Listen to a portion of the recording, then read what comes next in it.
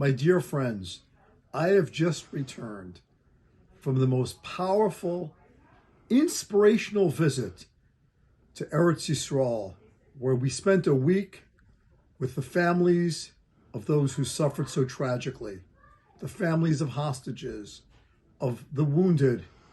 We spent a lot of time with Chayalim, and we were able to visit and see many of those who were affected by the tragic events of the Simchas Torah. What I saw was astounding. Such inspiration, such love, such bitachon, such achdus. I never imagined that from a tragedy, from such horrific tragedy, such beauty and strength can emerge. And that said something to me about the Jewish people. This is who we are. We might not always see it. At times, we may argue with each other. We may be in a bad spot, as we were months ago with internal fighting in Eretz Yisrael. And now, look at the Jewish people. Look at Klal Yisrael. Look at the love that everyone is showing for each other. I saw that. I witnessed it.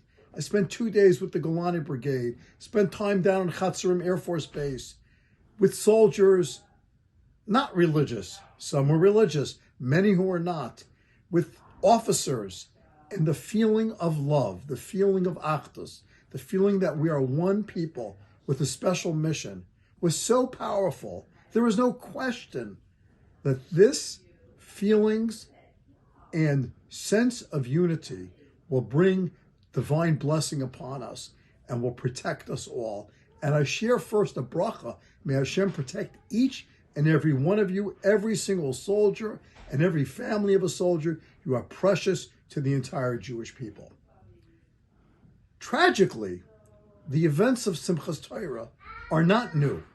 Israel has been at war since 1948, and the nations of the world have had a difficult time understanding and arriving at a healthy relationship with the Jewish people over thousands of years.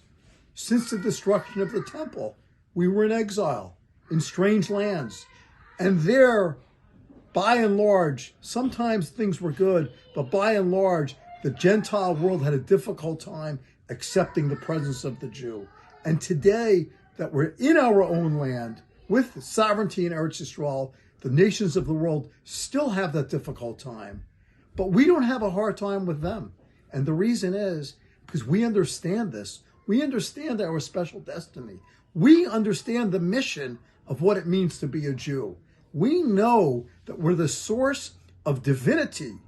As Paul Johnson said, we are the source. We created the moral furniture of the human mind. We're the source of a heyeh bracha, of blessings for the nations of the world. And of course, when that's our special role, there's going to be people who are going to resent that. Permit me to share from this week's Parsha, where Yaakov and Esav, Yaakov is going to encounter Esav.